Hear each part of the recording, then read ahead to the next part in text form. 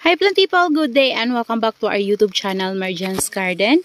Ayan guys, so ngayon ay magbibigay po tayo ng update sa mga succulents na naitanim natin guys sa latest unboxing natin. Yan, yung tatlong unboxing natin na yun guys ay sabay-sabay ko na lang silang bibigyan sa inyo ng update para isahan na lang. Ngayon po ay umaambon-ambon dito and kakatapos ko lang din guys magwalis kasi kanina makulimlim pero may init ng konti. So, nakapagwalis ako sa bakura namin. As in, grabe ang lawak guys ng winalisan ko. Hanggang doon yan guys sa pinakadulo. Ayan, so, winalis ko rin. Yung mga winalis ko ay, nasunog ko na rin. Ayan, so, medyo basa sila. Pero nasunog pa rin sila guys. Ayan, doon sa dulo, umuusok din doon. Tsaka dito banda sa left side. Kasi, dalawa yung pinagtambakan kong, sinunugan ko kasi sobrang dami po talagang dahon kasi puno dito guys ng mga Gmelina na kahoy. Ayan, so ayan, dito tayo guys mag-start, pero bago yun guys tingnan nyo yung ating dito niripat na Astrophytum. Ayan, tingnan nyo guys, namumulaklak na naman siya kaso wala siyang kasabayan mag-flower kaya hindi ko siya maipopollinate. Ayan, so nilipat ko kasi to guys dito sa pot na to. Ayan, luma na tong pot natin na to. Pero malaki to. Ito yung large size na, itong tall pot na to. Large size siya guys. So, nilipat ko siya dito para mas mapalaki pa natin siya. So, before kasi guys, ay nakalagay siya dito sa purple na to. Ayan, so, ginawa ko, nilipat ko siya dito. Ayan, tapos, yung maliit natin na sa, community pot, nilipat ko dyan para siya naman yung magpalaki dyan sa pot na yan. Ayan o. Ayan, so antayin ko tong mas lumaki pa. Kasi ang ganda nito guys, lumalaki. Tsaka kapag stress to ay nagpo-purple. Ayan. So, may namumulaklak na naman tayong isang astro. Marami pa yan guys, susunod na mamumulaklak. Ang daming may buds dito oh. Ayan. Tingnan nyo to guys oh. Kahit pala sa ganyan guys, namumulaklak siya. Ayan o, bud siya o. Yan, akala ko kapag namulaklak siya ay sa center. Ayan, kasi karamihan guys ng namumulaklak sa atin ay nasa center. Ayan o. Ayan o, diba mayroon siyang mga, flower buds. Yan, tapos yung mga pinollinate natin. Nasa center talaga. Pero ito, tingnan nyo guys o. Ibig sabihin, namumulaklak siya dito sa mga, parang cotton-cotton niya. Ayan. Yan guys yung mga Astrophytum na natin. Na bago natin na itanim sa latest unboxing natin. Yung galing kay Searching yan. Pero matagal-tagal na yun. Pero yan na yung last na Astrophytum na nabili natin. Tsaka, Gymnocalycium. So ito rin mayroon na rin siyang bubulaklakan. So medyo matagal. Lumaki yung mga bubulaklakan nila. Ayan So first time silang mamumulaklak sa akin guys. Nauna lang talaga mamulaklak yung ating mga Astrophytum. So it means, mas mabilis mamulaklak ang Astrophytum kaysa sa mga variegated Gymno guys. Ayan, pero mas mabibilis lumaki yung mga Gymno kaysa sa mga Astrophytum. Pero parang same lang naman din guys. Pero ayan tingnan nyo guys umaambon yan pero umiinit. Ayan yung panahon dito guys, kaya nag-spray talaga ako ng fungicide sa ating mga succulents para hindi talaga sila guys mafungus. Kasi kapag ganitong time talaga, talaga guys, napufungus yung aking mga succulents. So ayan, let's start guys, magbigay na tayo ng update sa ating mga succulents from our latest unboxing. So dito muna tayo guys magsisimula sa ating niripat dito sa, ayan. So dati kasi guys, niripat kasi dati hindi ko ito dito nilagay nung pinat natin siya. So, naipakita ko yun sa inyo nung nagpat tayo. Pero, hindi ito yung pinagtamnan natin. Pero, niripat ko siya dito kasi niripat ko yung mga nandito. So, mas bet ko na dito sila ilagay. Ayan. So, ito yung ating lovely rose na nabili ko to kay Sir Mark na variegated. Pero, parang wala siyang variegated. Medyo pricey pa naman talaga. Hindi lang pricey. Pricey talaga yung kabili ko nito guys. Ayan. akala ko variegated siya. Kasi nung napadala siya, kasi nung nakapost siya guys ni Sir Mark, medyo may white-white talaga siya. Pero sa personal, kung titingnan niyo siya guys, meron siyang, parang yung lining na color red. Ayan. Yan sa back niya guys. Yan sa likod ng leaves niya. So, parang ang dating niya is monstrous. Monstrous na lovely rose. Pero kung titingnan nyo maigi guys, yung dito niya banda, may mga white-white siya. Siguro yan na yung variegation na sinasabi. Pero, hindi siya yung maganda yung variegation. Yan. So, siguro dahil sa pagka-monstrous niya, kaya mayroon siyang gano'n na whitish na look. Ayan. So, kung titingnan nyo, meron siyang mga parang mga bukol-bukol yan, no? Kasi, parang monstrous siya na lovely rose. Ayan. So, kaya nagustuhan ko to. Akala ko din kasi guys, variegated. Kasi gusto ko talaga si lovely rose, guys. Gusto ko magkaroon ng variegated. Ayan. So, meron kasi doon one head. Meron talaga siyang white, as in white. Pero ito yung nagustuhan ko kasi akala ko talaga variegated siya. Kasi nakalagay din ni Sir Mark is variegated, bloody variegated, lovely rose. Pero, pagdating sa akin guys, parang wala naman siyang white talaga na variegation. So, tingnan natin guys, kapag na-acclimatize na natin talaga siya dito sa lowland and na talaga siya, stable na siya. Tingnan natin sa mga susunod pang buwan kung ano ba talaga ang itsura niya. So, tinabi ko sa kanya guys yung nabili ko kay Bagsak Presyo Cactus and Succulents na Hero Ones na variegated. So, ayan, hindi pa to guys stable kasi di ba kakatanim lang natin ito. Siguro mga, na to guys, 1 week na. Ayan. So, ayan siya. Paliit siya ng paliit kasi, may parang medyo maselan itong Hero Ones na variegated guys. Hybrid lovely rose na variegated. Ayan, first time ko rin makakita nito guys. And, sana mabuhay ko siya dito sa lowland kasi feeling ko, medyo maselan talaga siya. Kasi medyo malaki to guys nung namain ko sa post. Pero nung dumating siya sa atin is marami talaga yung mga mushy leaves niya. Until now guys, nagmamushy pa rin yung leaves niya. Ayan. So kaya itong pot na to, hindi ko pa talaga to dinidiligan kasi nga dahil sa kanya. Ayan. So yung ating lovely rose naman guys ay hindi naman siya nagmamushy. So ang nangyayari sa kanya ay iniinuman niya yung mga leaves na yan nagda-dry siya. So, ito lang talaga guys. Kapag nagmamashi naman kasi guys yung leaves, mapapansin nyo, yan ayan, nagaganyan siya guys. So. Pero kapag hindi, ganito siya. Nagda-dry. So, ayan. Tapos, dito naman guys, ito yung ating cream puff.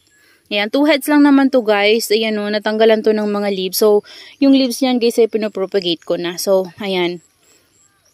So, ayan, ang ganda nito. Para siyang Cupid na green. Ayan, pero nagiging ganyan guys yung color niya kapag stress. Ayan, so antayin natin yung talaga mas stable na dito sa atin. Kung ano ba talaga yung itsura niya kapag na-stress na talaga natin siya ng sobra. Tapos, mapakapal natin at mapropagate natin. Di ba? Mas maparami pa natin siya.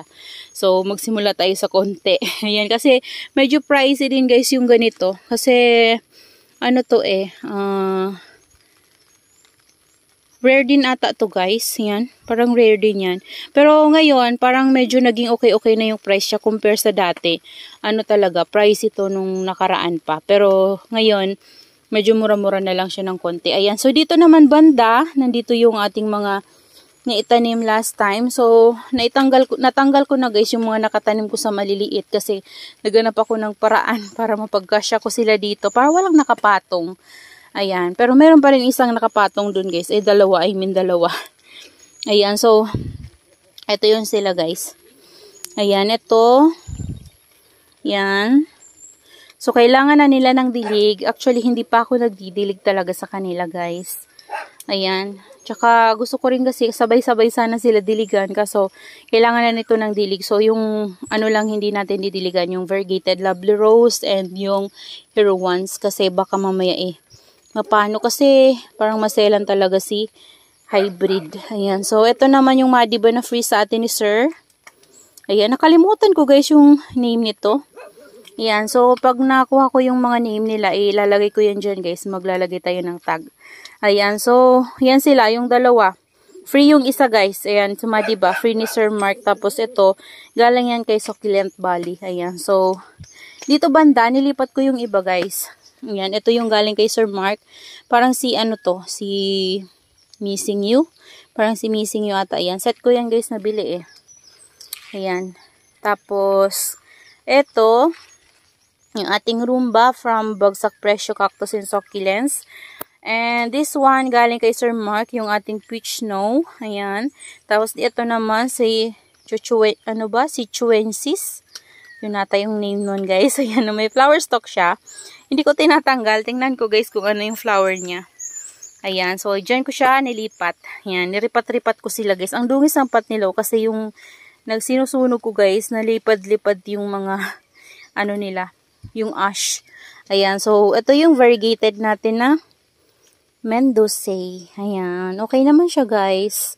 Sana maparami ko yan si variegated Mendoza. Ayan. So, dito yung isa, guys. Yung nag-crack yung leaves. Ayan. Tapos nawalan pa ng leaves dito. So, malaki pala talaga to, guys. Kasi compare. Same lang, guys, yung price niyan, guys. Ha? Ito si Laun. Laun ata yun, guys. Parang Laun. Tapos, ayan, oh, magkamukha lang sila. Galing yan, guys. Ito, galing kay Succulent Valley and galing kay Sir Mark. So, same lang yung price nila. Pero, mas malaki talaga ito. Ayan, tsaka ito sobrang kulubot. Yung galing kay Sir Mark. Ito, hindi naman, oh. Kaso lang, nag-crack lang yung leaves nito. And super chubby talaga nila, guys. Ayan. Tapos, ito yung isa. Galing kay Succulent Valley. So, pasensya nyo na guys, madungis. Kasi inisprayhan natin yan ng fungicide. So, yellow na po yung gamit ko ngayon na fungicide kasi ubos na yung, blue. So, dalawa kasi yung binili ko. Isang blue, isang yellow. So, nung naubos na yung blue, yellow naman tayo ngayon. Ayan. Ito yung, free sa atin ni Sir Mark. Si Apus. Ayan, nandito pa yung tag niya guys, oh. Pero lalagyan ko yan sila guys ng ng name soon. Ayan, so, ayan. Tapos, saan pa ba yung iba natin dyan? Ayan, so dito banda, so pasensya nyo na makalat pa dito. Nagtanggal ako ng flower stock kanina. So, ito na yung natin guys, sinabit ko na dito. Ayan, yung ating Firestorm. Galing kay Bagsak Presyo Cactus and Succulents. Tapos, ito pala guys, yung galing kay Sir Mark na si Lawi Cross, ano ba to? Nakalimutan ko. Basta may apenis siya sa huli na guys, name niya. Lawi Cross, apenis ba yun? May kadugtong pa ata yung guys bago maging apenis. Pero maganda to guys kasi, ang niya is, may pagkalawi talaga siya, mafarina. Ayan. So, hybrid lawi. Ayan. Siguro yan, hybrid lawi na lang yung tawag natin dyan. Tapos dito naman banda yung isa natin na nagtitrail na sino ba to? Nakalimutan ko na tuloy guys. Ayan, basta guys, ito, nakalimutan ko. Sorry guys, alam ko naman yung name yan, kaso nakalimutan ko. Pagod na siguro yung utak ko. Ayan, so yung flower stalk niya parang hindi magtutuloy. Ayan siya, oh. Tapos, antayin ko to guys, ma-stress kasi medyo etiolated to guys, oh. Siguro hindi to masyadong nainitan sa kanila. So, sobrang taba niya, tapos etiolated. Ayan, oh. So, tayo na lang magpa-stress dyan. Ito parang free lang to sa atin guys kasi wala naman akong na-order nito guys. So, isa lang yung na-mind ko na ganito na lash. Tapos, meron siyang binigay na isang ganito. Ayan. Tapos, ito yung ating pendants. Yan. So, ito guys, mini-mist ko siya kasi feeling ko matutuyaan siya guys kasi maliliit lang yung niya, yung stem niya, oh. Yan, meron na tayo niyan before guys, kaso hinayaan ko siya sa ROS. So, nasobrahan sa ulan, ayun, namatay. Ayan, so dito naman banda guys, dito ko nilagay yung isang free. So, galing to kay, kanino ba yan galing? Kay Succulent Valley, ayan, this one. Di ko alam kung ano to guys, parang siyang champagne, ayan, oh. Nilagay ko siya sa maliit na paso. Kasi nilagay ko siya sa arrangement natin. So, ayan. Diyan ko siya nilagay. Tapos, ito guys yung isa. Dito ko nilagay. Ayan o. Tinagal ko kasi dito yung isang succulent natin, yung maraming baby. So, tinanggal ko siya kasi pinagsama-sama ko na lang sila doon sa arrangement kasama ng mga babies niya. So, ito si Lawidensiana ata guys, or si Monroe. Parang Lawidensiana ata to. Ayan, dyan siya nilagay ko guys. So, okay naman siya, kahit nainitan siya, okay naman siya. Tapos, dito natin nilagay yung ating Pretty in Pink. Ayan. Ang ganda niya guys, oh. Ayan, nilipat ko siya dyan sa hanging planter natin. Tapos dito, banda yung ating Calico Kitten. Yan, nilipat ko siya dyan guys. So, ayan sila. Tapos, yung malaki natin na succulents galing kay Bagsak Presyo Cactus. Yung succulents, ayan na siya guys. Ano na siya guys, oh. Nagre-red-red na yung mga tips niya. So, before ay, namumutla yung gitna. Tapos, parang naganap ng araw. So, ngayon, ayan na siya. Yan. Buti guys, hindi naman siya nasa sunburn dyan banda. Okay naman siya dyan guys. So, gustuhan naman niya yung area na pinaglagyan natin. At hindi siya nasa sunburn. Pati itong ating, kulibra na 2 heads guys. Ayan. Alam nyo ba guys, after natin silang maitanim, ilang araw lang sila, 2 days na nga sila dun guys, banda sa likod. Tapos, nag-rearrange ako dito, nilipat ko na sila dito banda. And nainita na talaga sila. Kaso lang, medyo kumukulimlim-kulimlim talaga kasi umuulan-ulan. Hindi nasusobrahan ng init. Kaya ayan, no, parang nagustuhan naman nila yung ganun. At, kapag uminit ng sobra, hindi na sila guys napapano. Ayan, hindi sila nasa sunburn. So, ayan yung natin. Isang carunculated lilac frost. Ayan, galing yan kay Sir Mark of Succulent of the North. Ayan siya guys. Ayan. So, yan lang guys yung mga naitanim natin na succulent galing sa ating mga seller guys. So, yan lang naman sila. So, dito banda, meron pala tayong isa dito. Ayan yung yung top cut. Ayan siya guys. Oh. Ayan. Tapos, meron pa pala guys yung cuttings ng Purple Delight. Ayan, nandito siya banda. Ayan, tinabi ko siya dito. Ayan, kasi mayroon Purple Delight tayo dyan. So, dyan ko na lang siya tinabi. Tapos, eto pala guys yung free sa atin ni Ma'am Bagsak Presyo Cactus yung succulents. Ayan, so yan yung ating Red Ives, tsaka Purple Delight na makahoy. Ayan, dyan ko sila nilagay. May nakalagay pa guys, so free.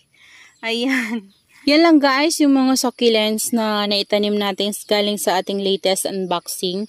Ayan, so pinag-isa ko na sila. Pasensya na, hiwa-hiwalay sila kasi talaga, ni-rearrange ko sila guys. Pero okay lang yung guys, kasi kapag more than 1 week na sila guys, okay na sila.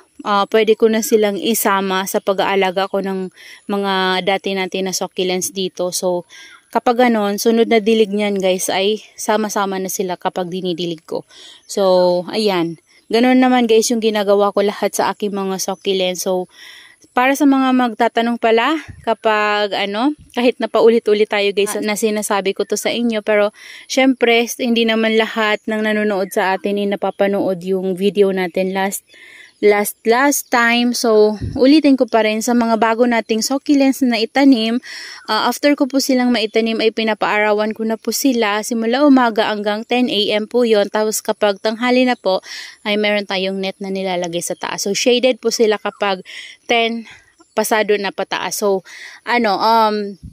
after 1 week naman guys, ay saka po tayo magdidilig sa kanila. So, tama-tama lang muna yung ibibigay natin na water sa kanila. Kasi pa lang guys yung mga roots niyan. So, kunti pa lang, hindi pa yan gaano. Kaya, kailangan tama-tama lang yung pagbibigay natin ng water para hindi sila ma-overwater. Ayan. So, kailangan, yung tubig na yun guys, para lang sila. Maka-absorb lang sila ng moisture, so mas lalong dadami yung roots nila. Ayan, so yun lang naman yung ng water. Tsaka mas stop yung pag nila guys, pag inom nila sa leaves nila kasi meron na silang maiinom na tubig. And next na dilig natin guys, yun, pwede nyo na silang damihan ng tubig. Ayan, ganyan po yung ginagawa ko dito sa ating mga succulents. Pero guys, alam nyo ba, hindi ko pa ito nadidilig ng mga succulent natin kahit na 1 week na sila guys. Pero kasi, ang gawa ko niyan guys, nung pagkatanim kasi natin, 2 mahigit ata yun. Parang 2 days lang ata yun mahigit. Nag-miss na po talaga ako sa kanila kasi sobrang init po talaga dito sa area namin. Kahit na ngayon kasi ay medyo umuulan-ulan, kumukulimlim. Pero last time po kasi sobrang init. Kapag uminit po dito, grabe yung sakit talaga. Summer na summer talaga guys. Sobrang init po ng sunlight kapag lumabas talaga siya guys. Grabe. Kaya yung mga succulent na to guys, nakatikim to sa akin ng mist. Ayan, mini-mist ko po sila pag hapon or morning. Ayan, tapos tatanggalan nyo lang guys ng mga water na napunta sa rosette. Ayan, putputan nyo lang po. Ayan, para hindi sila ma-sunburn.